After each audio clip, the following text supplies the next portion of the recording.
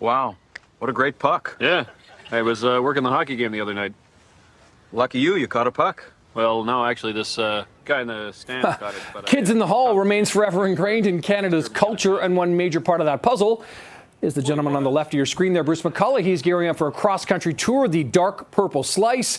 Bruce McColluch joins us live from Queen Street. Now, Bruce, always good to chat with you. Since we're got a hockey theme going there, just your reaction to that game Sunday morning, Canada-US. I know we're not talking Dark Purple Slice here, but just that was a dark moment, that overtime goal. Yeah, it was sad and beautiful in the way that some things can be. But what I love is that for the women's hockey team, when they lost, they handed them a stuffy, which is interesting because it's a theme of my show. Sometimes I hand out stuffies to the audience because these are terrible times and we all need a little stuffy.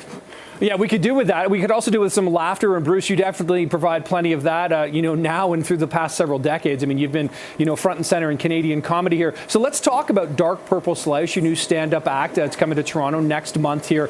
What's the deal? What is a Dark Purple Slice?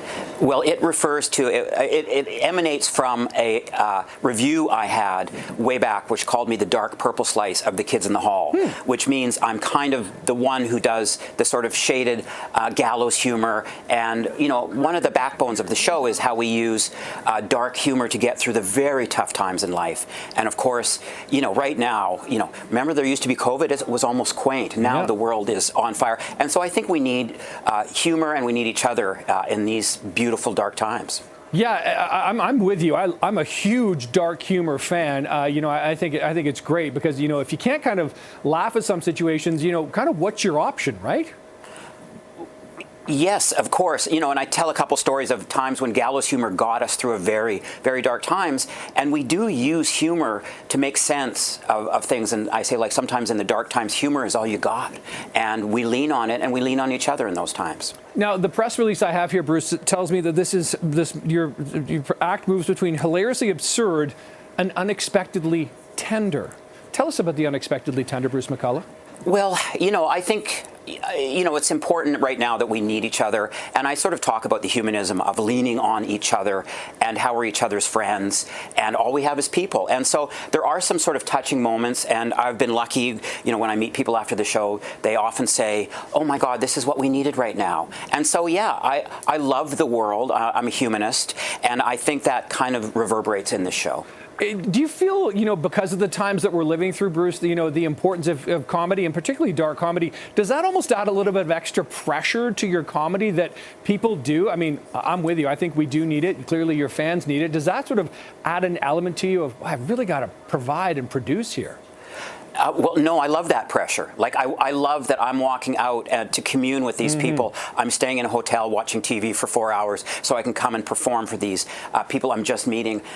No, it's my calling. And I love that I can walk on stage and people have made their way to come see me.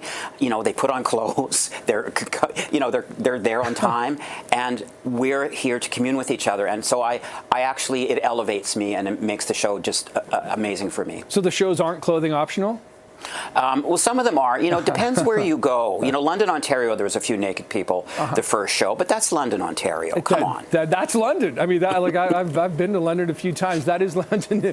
Indeed, Bruce. Bruce, I've got to ask you, talk about the people that come to your shows. I'm sure you're now seeing sort of multi-generational fans there as well. We talk to a lot of, legendary Canadian bands who have, fans that now bring their sons and daughters and in some cases grandchildren. You must see that in your crowd as well, right? You've got the people 50 and 60 who are probably bringing their teenagers or their grandchildren. What is that like as a comedian that your comedy works for so many different generations and levels?